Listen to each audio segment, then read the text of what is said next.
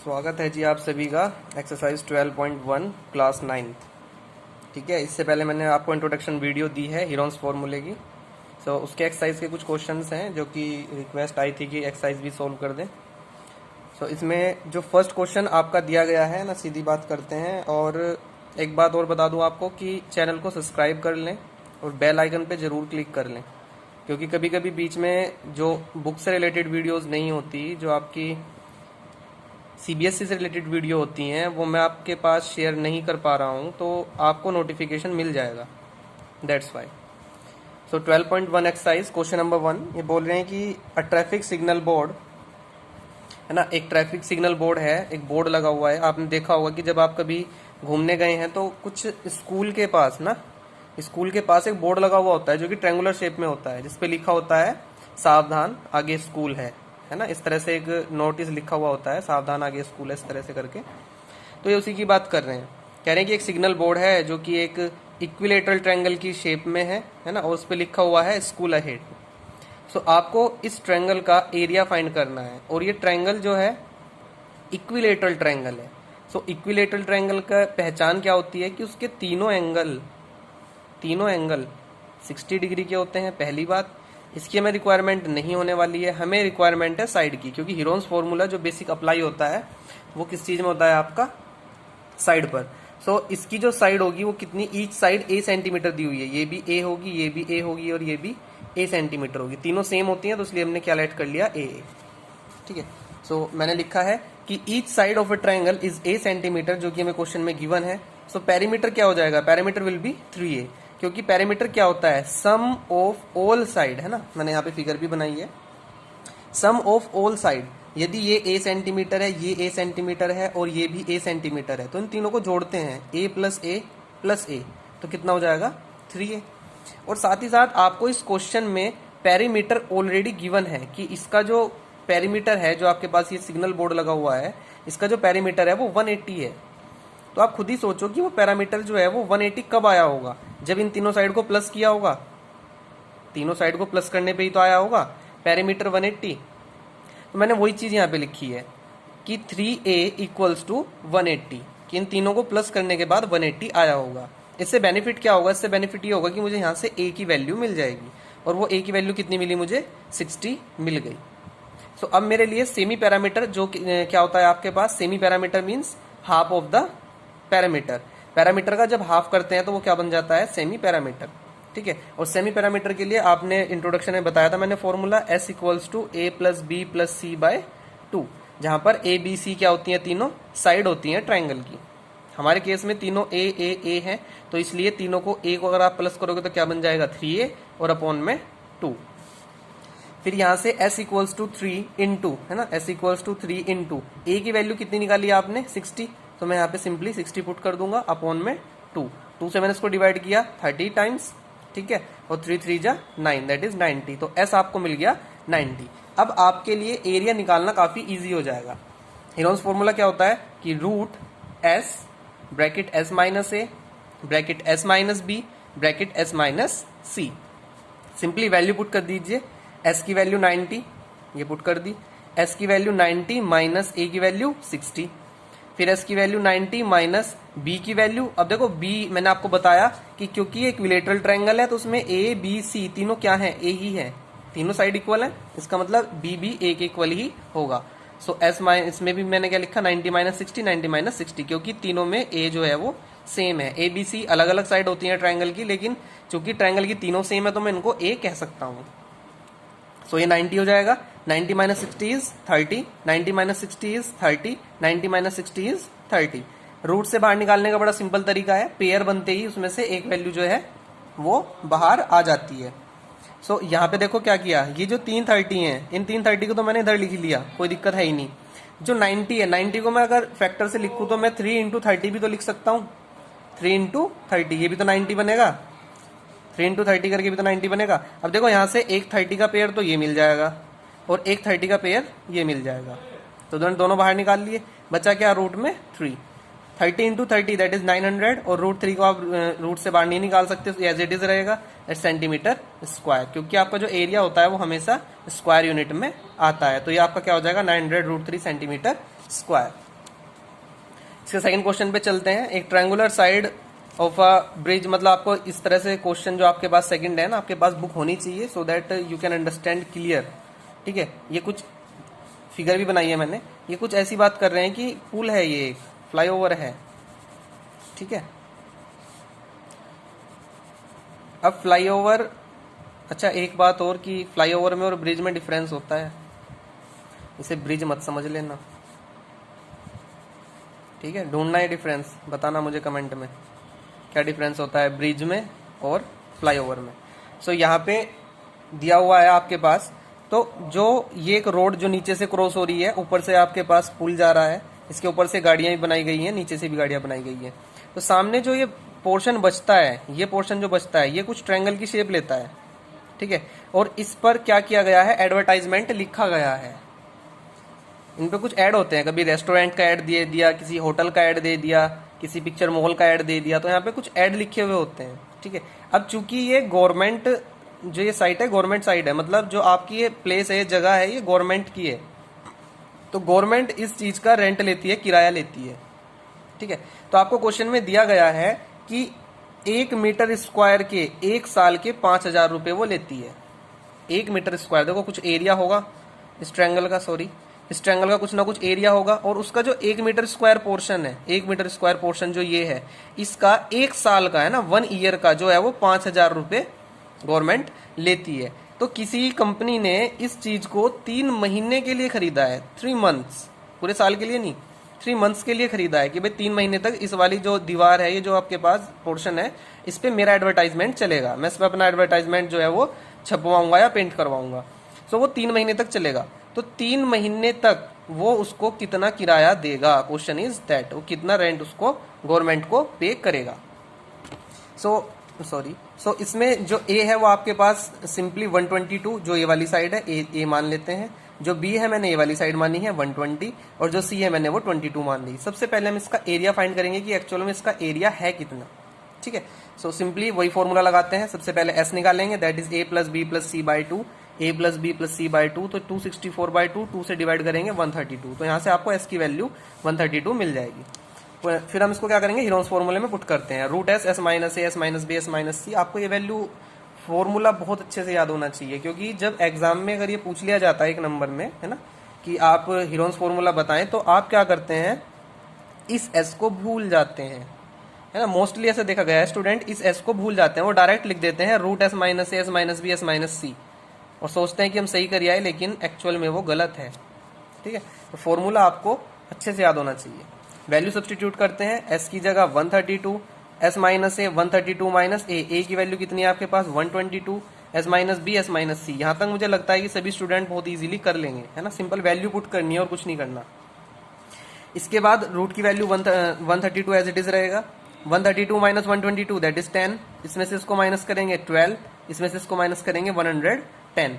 Further यदि आप इसको सोल्व करेंगे, सिंप्लीफाई करेंगे, so you will get 1320 metre square. जो इसका एरिया आएगा वो कितना आएगा 1320 मीटर स्क्वायर। इसके फैक्टर कर लेना ना, इजी हो जाएगा, फैक्टर कर लेना। 132 के फैक्टर कर लेना, चलो मैं करके दिखाता हूँ आपको। 132 के फैक्टर अगर हम करते हैं तो कितना हो जाएगा आपके पास 2 6 12, 2 6 12, 2 से काटता हूँ 2 3 6, 2 3 6, 11 3 33, और मैं इसको आगे नहीं काटूंगा। तो देखो एक 11 का फैक्टर ये रहा मेरे पास, ठीक है, और 3 2 6 और 6 2 12, मतलब मैं इस चीज को लिख सकता हूँ क्या 11 × 12, मेरे पास 10 एज इट इज रहेगा, 12 एज इट इज रहेगा, और इस 110 को लिख सकता हूं मैं 11 × 10। देखो अब एक 10 का फैक्टर तो यहाँ से बाहर निकल जाएगा, ये भी रूट में रहेगा ना, तो एक तो 10 का फैक्टर यहाँ से बाहर आ जाएगा, एक 12 का फैक्टर यहाँ से बाहर आ जाएगा, और एक 11 का फैक्टर यहाँ से बाहर आ जाएगा। ठीक है, सॉरी फैक्टर बोल रहा हूँ, पेयर जो है ना, 11 का एक पेयर बन रहा है, इसमें से एक 11 बाहर है, 12 का एक पेयर बन रहा है, एक 12 इसमें से बाहर है, और 10 का एक पेयर बन रहा है, 10 इसमें से बाहर है। तीनों की मल्टीप्लाई करोगे you will get 1320 metre square, ये आपको एरिया मिल जाएगा। अब क्वेश्चन में उन्होंने ये नहीं पूछा था कि एरिया निकालो, उन्होंने पूछा था कि यदि 3 महीने के लिए हम इस ट्रायंगल को रेंट पे लेते हैं तो कितना पे करना होगा, कितने पैसे गवर्नमेंट को देने होंगे।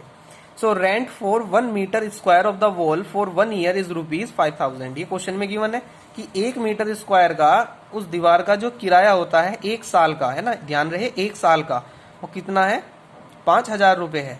ठीक है, so 1 metre square of the wall for 1 month, अभी तो 1 ईयर के लिए दिया हुआ था, 1 महीने के लिए कितना होगा, 1 साल के लिए यदि इतना है तो 1 महीने के लिए कितना होगा, मैंने इसको 12 से डिवाइड कर दिया क्योंकि 1 साल में 12 महीने होते हैं। सो 12 से डिवाइड करने पर ये 1 महीने का बचेगा, समझ रहे हैं ना, 1 महीने का। लेकिन उसने कितने महीने के लिए लिया है, 3 महीने के लिए, कितने एरिया को, 1320 मीटर स्क्वायर एरिया को। तो ध्यान से देखिए मैंने क्या किया, 5000 अपॉन 12, 1 महीने का किराया तो ये रहा, ये 1 महीने का निकाला था हमने, 1 महीने का तो ये रहा, मल्टीप्लाई 3 महीने के लिए चाहिए था तो हमने 3 से मल्टीप्लाई कर दी, तो ये टोटल 3 मंथ्स का बन गया, 3 मंथ का बन गया। ठीक है, इनटू कितना एरिया लिया, इतना एरिया लिया, तो इसकी भी मल्टीप्लाई कर दी। तो तीनों को जब आप सोल्व करोगे तो यू विल गेट, कितना आ जाएगा आपके पास, ये 16,50,000। ठीक है, तो ये आपके पास आ जाएगा 16,50,000 रुपये। आई थिंक कि आपको क्लियर हुआ होगा, नहीं तो अगर एक बार नहीं क्लियर हुआ तो आप एक बार वीडियो को बैक करें, पीछे करें और फिर से देखें, है ना, समझ में आ जाएगा। 1 साल के लिए 1 मीटर स्क्वायर का 5,000 था, 1 महीने के लिए निकाला, क्योंकि हमें 3 महीने का पूछा है तो हम पहले 1 महीने का पता करेंगे, तो मैंने इसको 12 से डिवाइड कर लिया। यहाँ से आपका क्या निकल जाएगा, 1 महीने का, ये 1 महीने का आ चुका है, 3 से मल्टीप्लाई करने पे 3 महीने का बन जाएगा, 3 महीने का 1 मीटर स्क्वायर का। लेकिन उसने एरिया कितना लिया है, 1320, तो हमें 1 की जगह किससे मल्टीप्लाई करनी पड़ेगी, 1320 से, है ना। You will get your answer. इसका क्वेश्चन 3 जो है वो मैंने डीपली ज़्यादा सोल्व नहीं किया है क्योंकि बहुत ईजी है, बहुत ईजी है, डायरेक्ट फॉर्मूला बेस्ड है। ए की वैल्यू 15, बी की वैल्यू 11, सी की वैल्यू 6 दी गई है क्वेश्चन में। तो सिंपली यहाँ से आप a plus b plus c by 2 कर लोगे। ठीक है, इन तीनों को जोड़ोगे तो 32 आएगा, 32 बाई 2 दैट इज 16, s मिल जाएगा 16, वैल्यू पुट करोगे 16, 16 माइनस 15, 16 माइनस 11, 16 माइनस 6, सोल्व करोगे तो you will get 20√2 metre square. बहुत इजी है, यदि आप इसको भी नहीं कर पा रहे तो आपको जरूरत है कि आप इंट्रोडक्शन वीडियो दोबारा देखें। ठीक है, उसके क्वेश्चन की प्रैक्टिस करें, जो मैंने फर्स्ट क्वेश्चन कराया है उसे खुद से सोल्व करें। अगर आप उन दोनों को कर पाते हैं तो आप इसको भी बड़ी इजीली तरीके से कर लोगे। ठीक है, इसके बाद question number 4, find the area और 1810 पैरामीटर। ठीक है, इस क्वेश्चन में आपको एरिया फाइंड करना है और उसकी साइड दी गई है, 18 सेंटीमीटर दिया है, 10 सेंटीमीटर दिया है और पेरीमीटर 42 दिया हुआ है। एक ट्रायंगल दिया हुआ है, जिस ट्रायंगल में एक साइड आपके पास 18 सेंटीमीटर है, एक साइड 10 सेंटीमीटर है, और जो आपका पेरीमीटर, ये वाली साइड नहीं दी हुई है, जो टोटल पेरीमीटर है वो कितना है, 42 दिया गया है।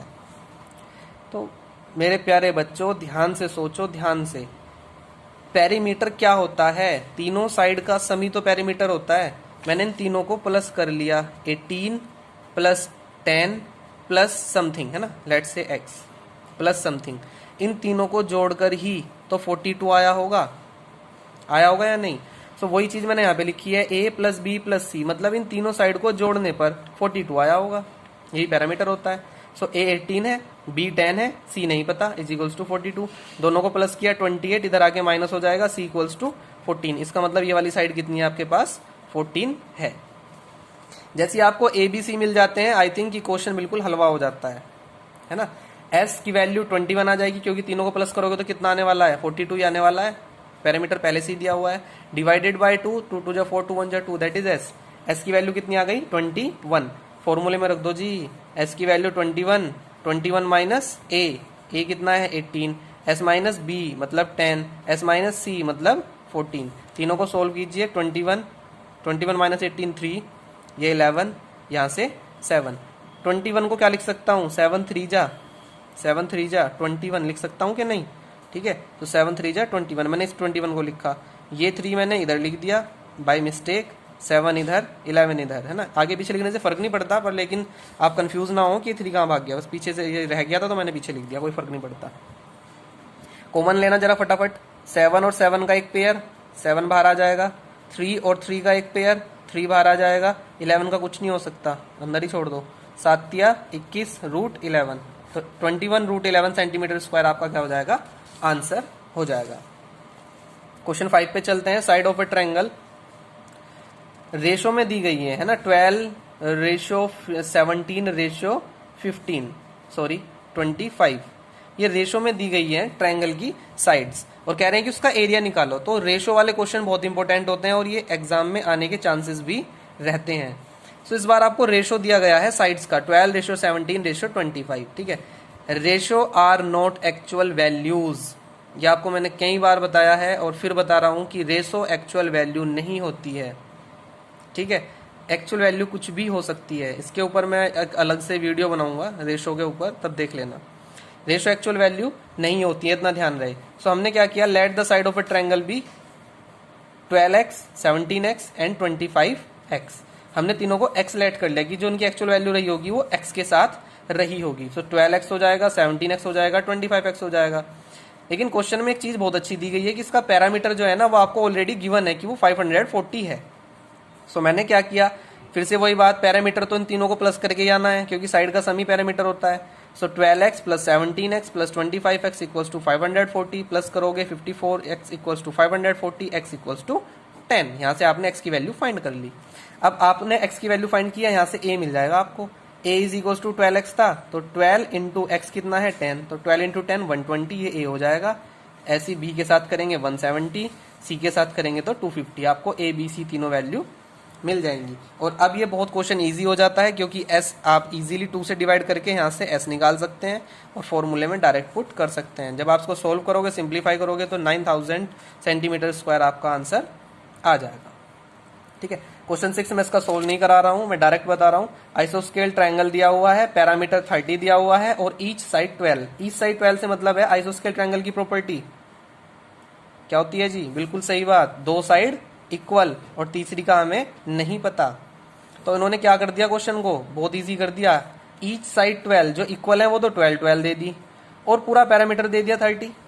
पूरा पैरामीटर क्या दे दिया 30, तो 12 प्लस 12 कितना हो जाएगा 24, और ये कितनी बचेगी 30 होने के लिए 6, ठीक है। तो टोटल 30 बन जाएगा ना, तो इसका मतलब ये कितनी है आपके पास 6 है।